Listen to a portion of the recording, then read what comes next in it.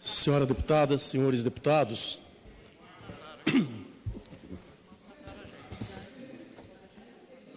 posso falar, senhor presidente? Bom. Senhor presidente, o deputado Heráclito Fortes fez menção aqui a uma emenda à Constituição resolvendo a questão dos terrenos de Marina. Eu me lembro, deputado Heráclito Fortes, lá atrás, em uma legislatura anterior, nós pudemos, dessa tribuna, discutir o problema que era gravíssimo na Secretaria do Patrimônio da União. O descontrole em relação a milhares de imóveis que a União detém sob o seu poder. E, entre eles, boa parte os chamados terrenos de Marina. Então, Vossa Excelência, deputado Heráclito Fortes, estou falando com Vossa Excelência. Eu estou fazendo referência à PEC, a que Vossa Excelência aludiu no seu discurso, sobre a resolução desse problema grave, que é o descontrole do patrimônio da União, particularmente em relação aos terrenos de Marina. Eu concordo plenamente com a tese de Vossa Excelência de que é necessário o governo federal dar uma solução para essa problemática, até porque hoje há uma invasão absolutamente descoordenada, descontrolada em toda a região do litoral brasileiro. Antes que os grileiros retalhem todo esse território dos terrenos de Marina, é preciso que o próprio governo tome iniciativa, venda o que puder ser vendido ainda, antes que os grileiros o façam. Mas, senhor presidente, eu vim a essa tribuna com a firme intenção de tratar também de um outro tema relativo à inovação tecnológica. O deputado Isalci, que preside essa sessão, é um dos militantes dessa causa, e todos nós somos cúmplices nessa luta para que o nosso país tenha efetivamente uma política que foi ontem na Câmara até aprovado um código para a ciência e tecnologia. Se um país não tiver capacidade de desenvolver tecnologia própria, senhor presidente, nas diversas áreas, se não for capaz de fazer a inovação, pode dizer que esse país está fadado à sua permanente condição de colônia. É só examinarmos o que aconteceu com a Coreia, com a China, que dá um exemplo hoje para o mundo em termos de capacidade de disputar hoje mercados que antes eram privativos de potências já consolidadas. E quando nós falamos de inovação, senhor presidente, nós temos de fazer referência àquilo que foi objeto do jornal Estado de São Paulo, no editorial chamado Na Contramão da Inovação. Refere-se esse editorial, senhor presidente, à situação de absoluto sucateamento por que passa o INPE, o Instituto Nacional de Patente Industrial. O Brasil, considerado um ranking dos 20 países que têm mais velocidade para definir uma patente, o Brasil está no penúltimo lugar entre os 20 países mais rápidos para decidirem sobre patente industrial, senhor presidente. E aqui nós temos de ver a nossa dianteira apenas sobre a Polônia, sendo os Estados Unidos e a Coreia, para variar, os campeões da velocidade. Nos Estados Unidos, esse prazo, senhor presidente, é de apenas 2 anos, enquanto o Brasil hoje está demorando 11 anos para poder decidir um processo de patente industrial. Há uma falta de servidores qualificados, os examinadores, e chegamos a uma situação em que cada técnico, cada examinador de patentes, ele tem sob sua responsabilidade mais de 900 projetos para analisar e decidir. Nós estamos, inclusive, senhor presidente, na América Latina, numa situação pior do que o Peru e a Colômbia, que levam menos tempo. Mais uma promessa da presidente Dilma, que em 2012, não se cumpriu essa promessa naturalmente, que em 2012 prometeu reduzir para 2 anos e meio o tempo que levaria o país a decidir sobre uma patente industrial.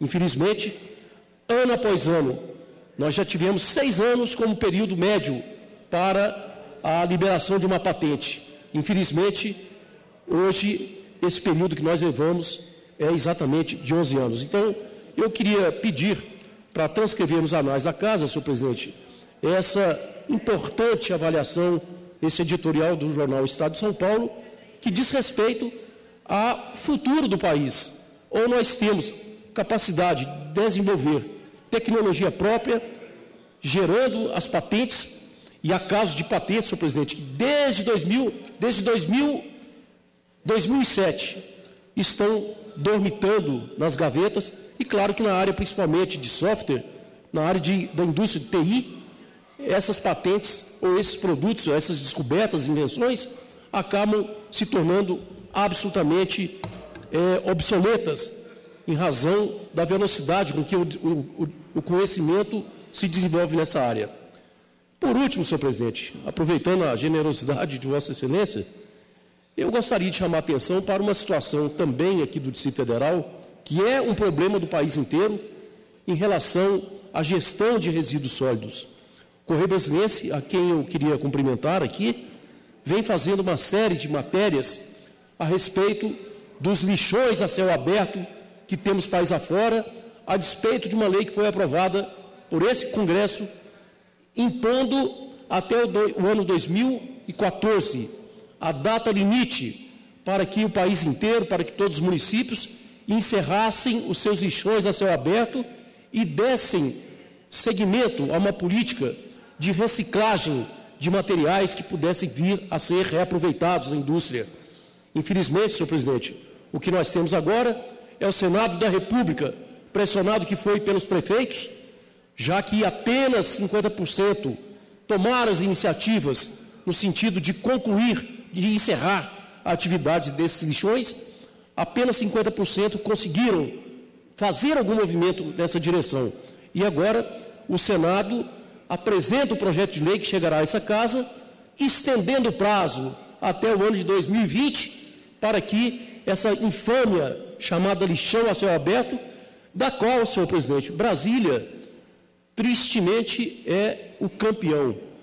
É o lixão a céu aberto, com mais volume, em razão das 3.000 toneladas que são despejadas ali a cada dia. São 40 anos de irresponsabilidade que aquela montanha de lixo vai se acumulando, tornando o lixão da estrutural o lixão maior em atividade do mundo. E, lamentavelmente, senhor presidente, nas sequências de matérias que o Correio Brasiliense publicou, Brasília, ou o lixão da estrutural, esteve presente como ilustração daquilo que não se deveria fazer em termos de gestão de resíduos sólidos em nosso país. Eu me lembro, eu era deputado distrital no período de 2003 a 2007, e lá na Câmara Legislativa nós pudemos travar uma luta muito difícil contra a forma com que o governo daquela ocasião tratava o seu lixo, os resíduos sólidos do Distrito Federal. Havia uma empresa, a chamada empresa Qualix, que cometia todo tipo de fraude, de desrespeito ao contrato para o qual ela tinha sido convocada pelo governo. Infelizmente, senhor presidente, mais de 10 anos depois, nós vemos que passaram-se os governos, entrou um novo governo, Hollenberg agora, que eu espero, em razão dos seus compromissos com a ciência e tecnologia, com a questão das mudanças climáticas, já conheço a sua militância de perto, em toda essa temática da preservação do meio ambiente, eu espero que o governador Rodrigo Hollenberg tenha a coragem de tomar uma decisão para que, no seu mandato, até o final do seu mandato, nós tenhamos uma solução definitiva para essa vergonha que coloca o Brasil, capital de todos os brasileiros, como emblema de uma prática absolutamente desrespeitosa ao meio ambiente, causadora de doenças, e principalmente, senhor presidente, por estar ao lado da Floresta Nacional, por estar ao lado do Parque Nacional de Brasília, que tem nos seus limites a Lagoa Santa Maria, que abastece boa parte da população do Plano Piloto.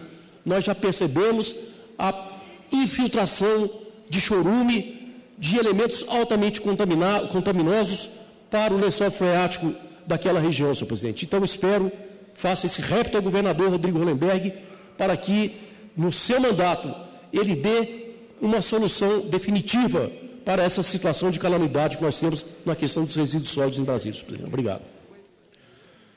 Para falar pela liderança do PSB, deputado Heráclito Fortes.